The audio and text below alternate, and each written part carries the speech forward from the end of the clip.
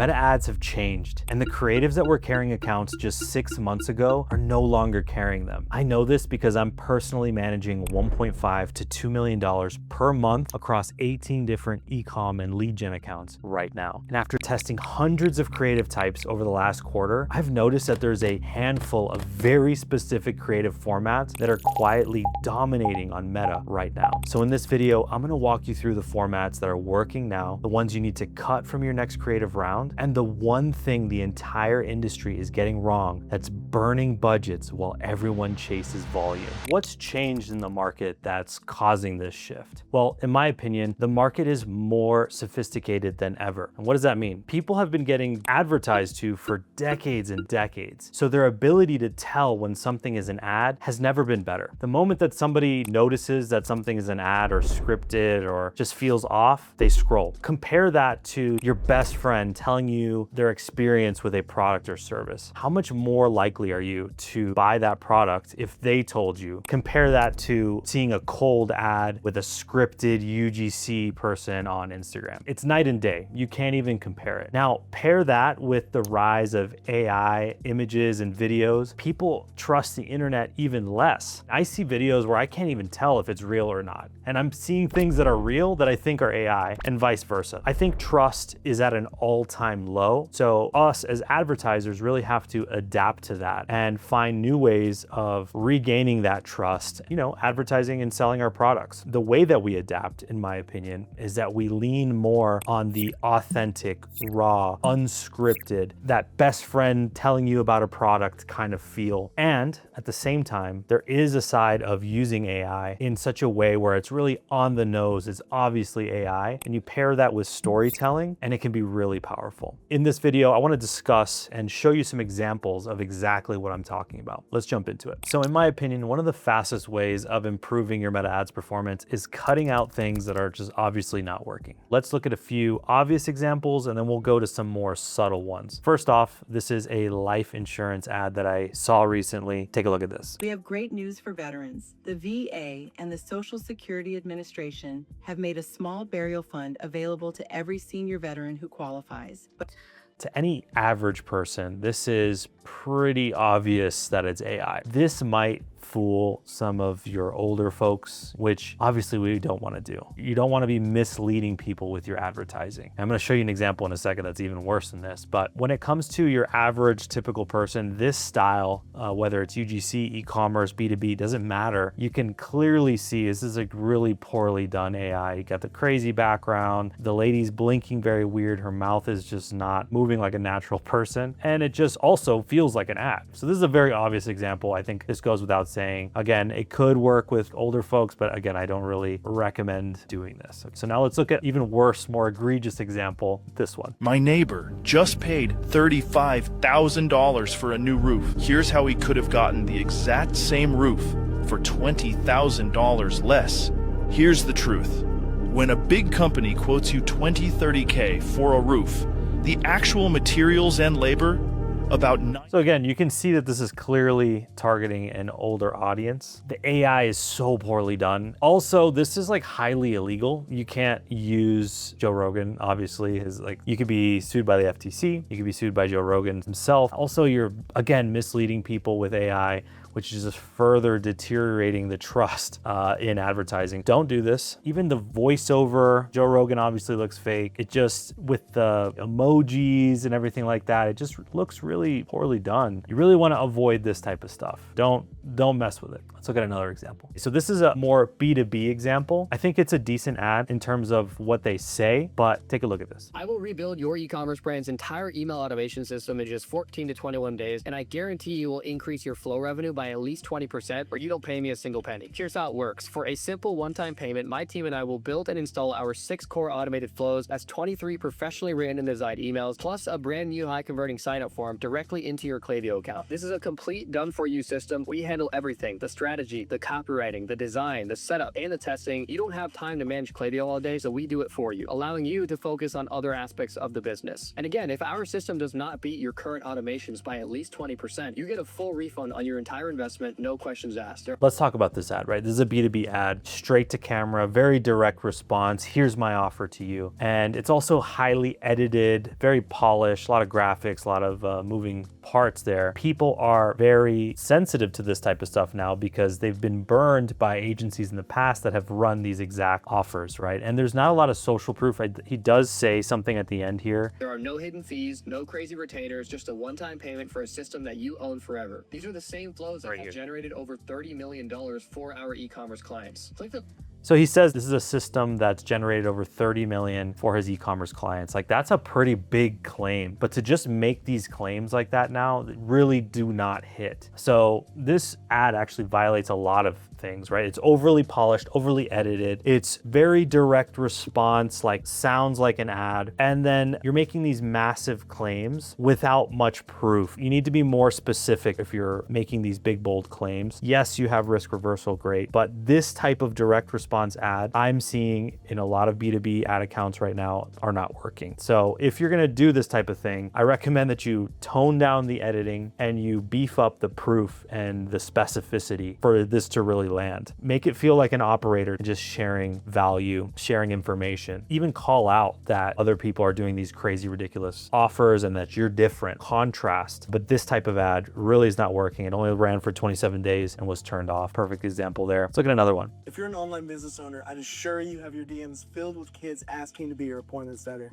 But as we all know, appointment setters can come with many drawbacks. They're prone to human error, can only work specific hours, and have a high turnover rate. And worst of all, you have to share your passwords with these people. The cost and time it takes to hire and train an appointment setter could add up quickly. So what's the solution here? Enter the new world of conversational AI. The future is now, old man. AI appointment setters are available 24/7 and can respond instantly and reliably without the need for sleep or time off. It's actually insane. They can reliably book calls without... I'll pause it right there. You can feel that it's scripted. Again, it's very heavily edited with the emojis and captions and everything. It just feels like a very direct response ad. He's even like semi-insulting the audience with that line, AI is here, old man. It's funny, but it's like that doesn't really work in advertising. You don't want to insult your prospect. But in general, again, this type of old claim, no real proof or risk reversal, testimonials, it's not really going to land. And it just feels like an ad. Let's look at a couple more. This is probably the most egregious example, okay? We'll guarantee we'll scale your e-commerce brand to 1 million a month or you don't pay. And then they have this little brands that trust us. And then these like random brands down here. Massively ridiculous claim. No proof whatsoever. And it just looks and feels like an ad. You just have some graphics and this is just coming from who knows. This is the type of stuff that has over time deteriorated the trust in people. We can't do stuff like this. Obviously, this is ridiculous. I won't even say much more about it, but this is the type of ad that you really want to avoid. And then last one here. This tinted moisturizer went viral on TikTok. The Glow Me Plus tinted sunscreen is perfect for every skin tone, every day. It goes on super smooth and won't sting the eyes or drip down your face when you move and sweat. It has a full spectrum SPF 30. It hydrates and plumps skin. It's also water and sweat resistant and super lightweight and won't clog pores. I love that I can wear this even when I'm outside or working out and it'll still stay on my skin. Get yours today. Very much feels like an ad, right? Even though it's UGC, it feels like an authentic creator. The voiceover to me sounds like 11 Labs, sounds like a AI voice. And just the way that the actor's moving, doing the ASMR and showing it in the camera, putting it on,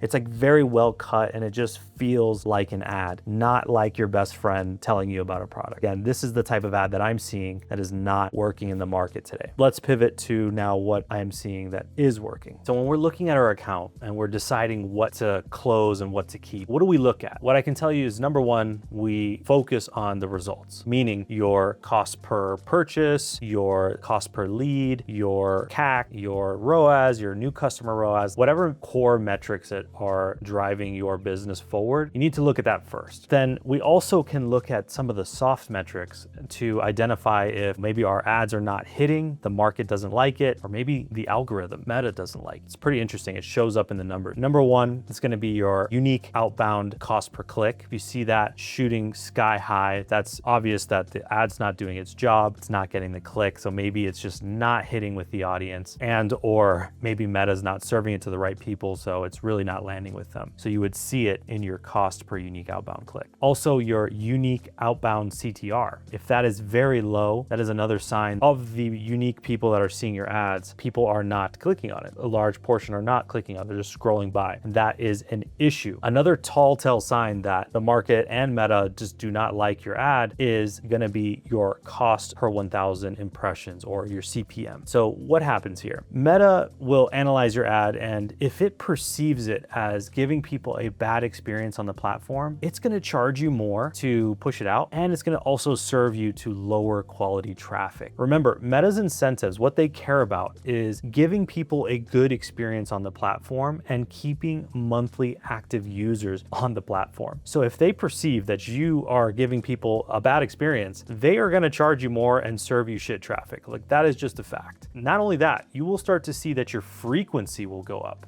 meaning they don't want to show it to net new people. They just will keep showing it to the same small group of junk traffic. So that is another tall tale sign that not only the market doesn't like your ad, but also the algorithm, the machine. We have to make our ads with two things in mind: the market and the machine. We have to satisfy the machine if we want it to push it out. And another way we can tell if we're satisfying the machine is our quality ranking, our engagement rate ranking, and our conversion rate ranking. If we see low or below average on any of these, that's Meta basically telling you, hey, we think that your ad is shit, and like, we're not going to push it out there. So we really got to take a look at this. I didn't used to look at these, but these are pretty important in my opinion. Lastly is your hook rates and your hold rates. If you're seeing that your hook rates are really low, your hold rates are really low, your unique CTR is really low, your cost per click is sky high, your CPMs are sky high, you see these quality and engagement and conversion rate rankings are looking poor, like, that is your tall tale sign that Meta doesn't like your ad and the market doesn't like your ad. Focus on the results first, but also take a look at all these really important metrics to see if the ad's doing their job, if the market's resonating,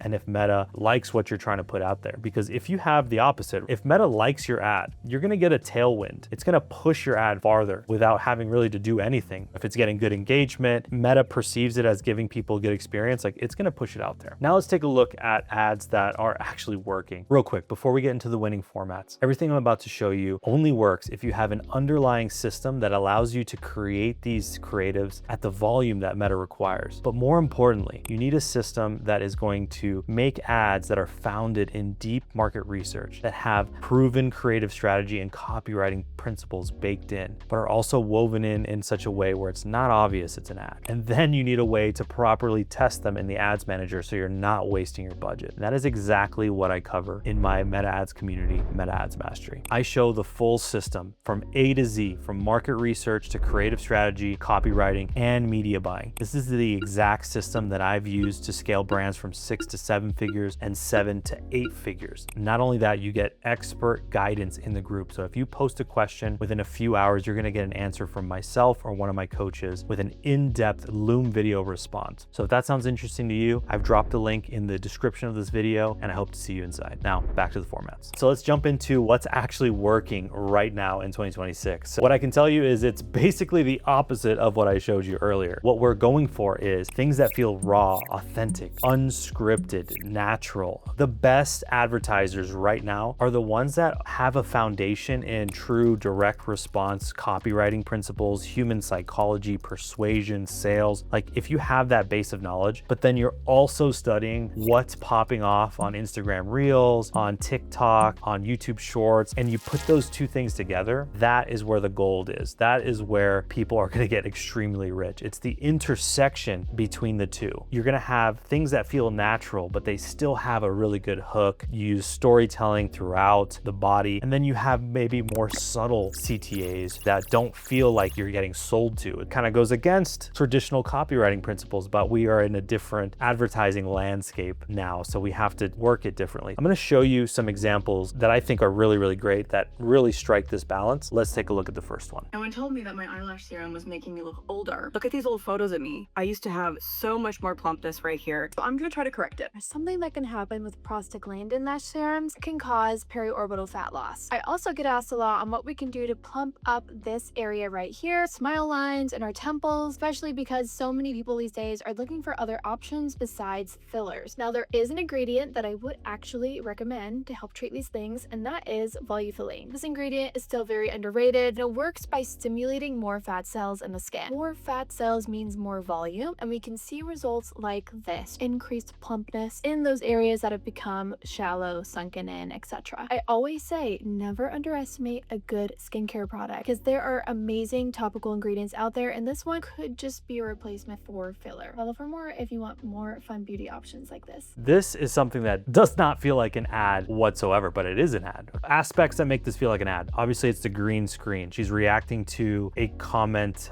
video. It's a organic inception here. But on top of that, it feels like just somebody that knows about this that's sharing useful information. And she's even going into the mechanism of how this ingredient actually works. So it's like very specific proof that this works. And then at the end, she hits you with a very soft CTA, just follow for more. You know, this was run as an ad, so it did actually have a link to a website to buy this product. Very subtle, but very effective. Let me show you another example here. So responding to this comment right here about being a tummy sleeper. So I'm actually also a tummy sleeper, and I'll show you what that looks like with this pillow. So the pillow is always meant to be on its back. You never want to move it to its side. It's always supposed to be on its back, and you can sleep with it however you want. So if you're a tummy sleeper, you just lie down on your tummy and you move your face to the side. And that's it. So normally you would be smashing it, but in this case, it's exposed. If you're a side sleeper, again, pillow on its back, you on your side, or if you want to sleep on your back, side or tummy.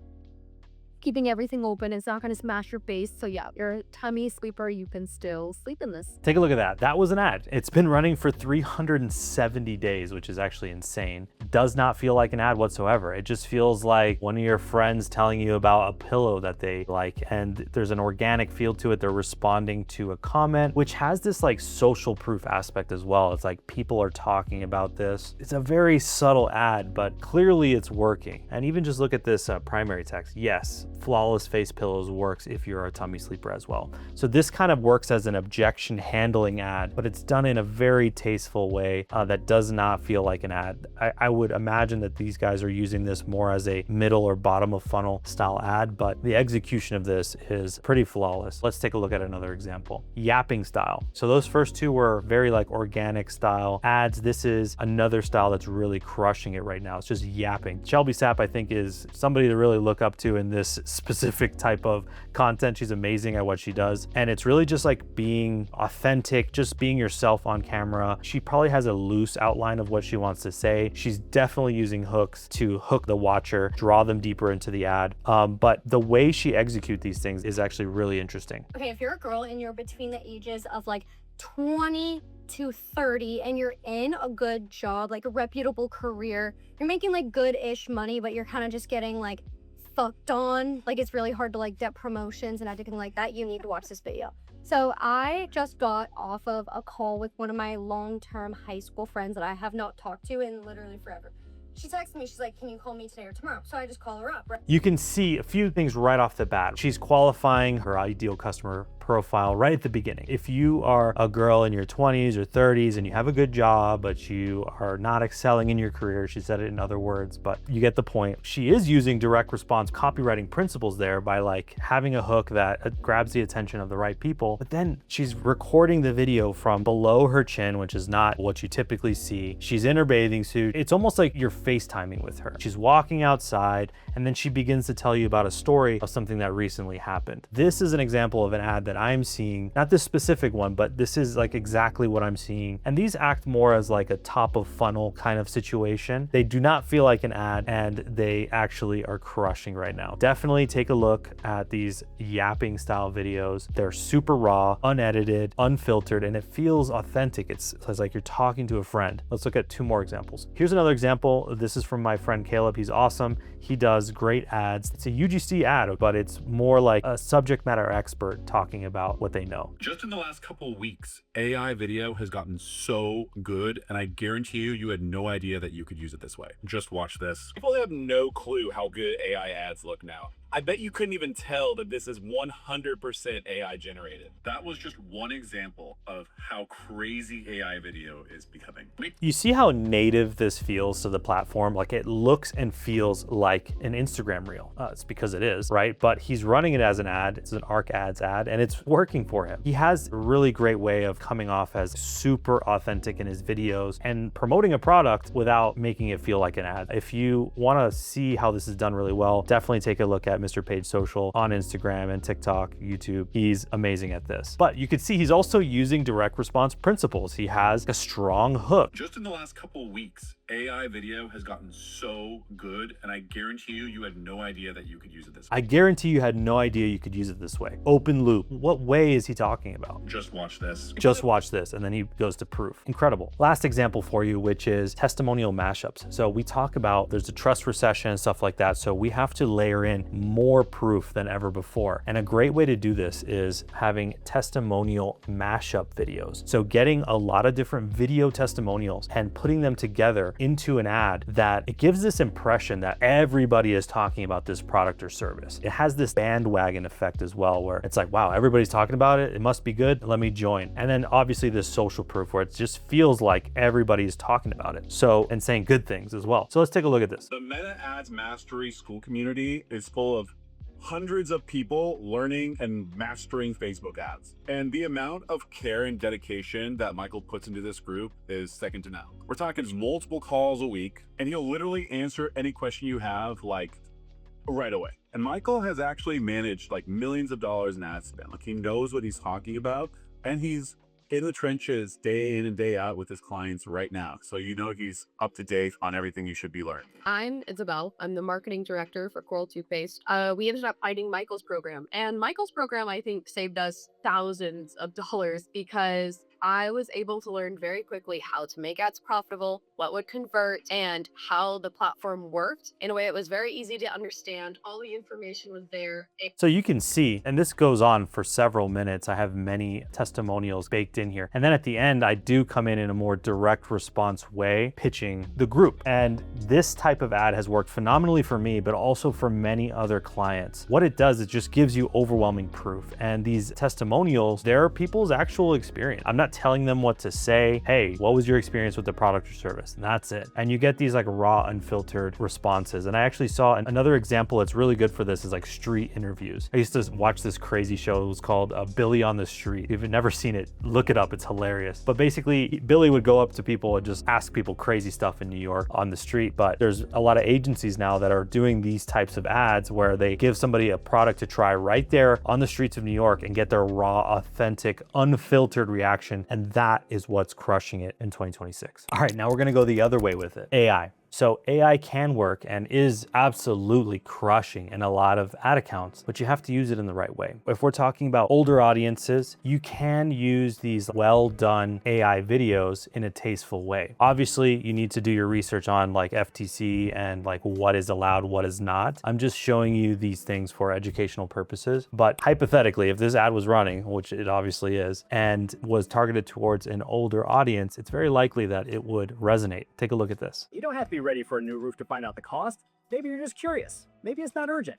But if the only thing stopping you is not knowing, we've got you. This site tells you the actual roof price instantly. Zip code in, estimate out, done. No sales pitch, no weird follow-up, just real info to help you decide. That's a 15-second ad. It's really well done. To my eye, it's actually hard to tell that it's AI. The way that I could tell actually was funny is, I think it was the actual roof price instantly. the guy's hand here. He's only got like 3 fingers here. But that's how good this stuff is getting. So I believe that for older demographics, like this type of stuff can definitely work. He comes off authentic. He comes off a dude on a roof, maybe a local contractor or something, very non-threatening, very not salesy at all. And he's just like sharing information. So this with an older demographic could definitely work. Younger demographic, I think it's not really gonna land. Still pretty obvious that it's AI, but again, older people, I think it'll work. Complete other direction. This is an ad that I keep seeing, so I know it's working. Let's take a look at it. We at SMN Scale make Cartoon ads like this. Or this. Podium ads, Clay motion ads. AI authority spokesperson ads, Whiteboard ads. AI podcast ads, storybook ads. Oh, and we also do yapping ads. You know, the ones where a random girl just sits in a car and yaps about your product for like... You get the point, right? This is more of a B2B offer. It's kind of selling the fact that this type of stuff works on others, but you got to see a nice little like mix of different styles of ads. Here's another example of one that I see very often that I know is working. Silence. So you want to appeal your ad account ban? Yes? In one of your ads, you showed a little bit of cleavage. That's nudity. Or another time you said in an ad that this product can make you healthy. Health is subjective, but I did nothing wrong, and yet you're banned.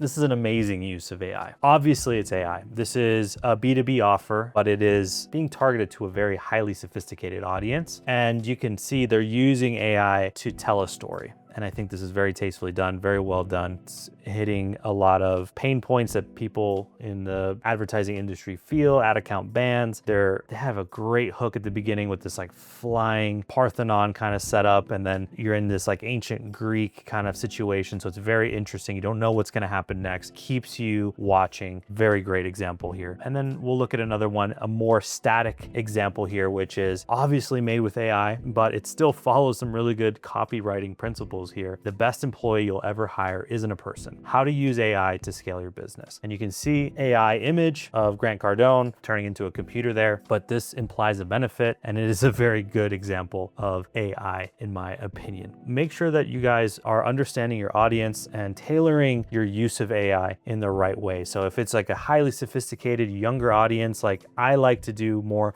on the nose, like obviously AI, storytelling type stuff. If it's a less sophisticated audience, maybe an older demographic, then some of the AI UGC and trying to basically show real person, but it's actually AI, that can also work. Hypothetical scenarios. Now let's talk about that one thing that I believe most people in the industry are getting wrong. The overall majority of people are saying creative volume, creative diversity, pump out ads nonstop. On one hand, it is kind of true. I've seen that most businesses that scale to big numbers are pumping out a lot of ads. That does not mean that you can neglect quality. And the one thing that everybody's missing is direct response, copywriting principles, human psychology, understanding your market, your ICP, the various angles, their awareness level, their sophistication level, the emotions, the types of phrases that they use. When we're making ads, our job is to take the overall sentiment in the market and say it back to the market in a unique way that gets attention. We can't just like make a shit ton of ads, whatever we think is gonna work. No, the best ads come directly from the voice of the customer. While everybody is out there just pumping out AI slop, all sorts of crazy nonsense in terms of ads, if you wanna succeed moving forward, I highly recommend that you take a month to just study copywriting. It is by far the skill that has made me the most money. Yes, we will use AI to enhance our workflow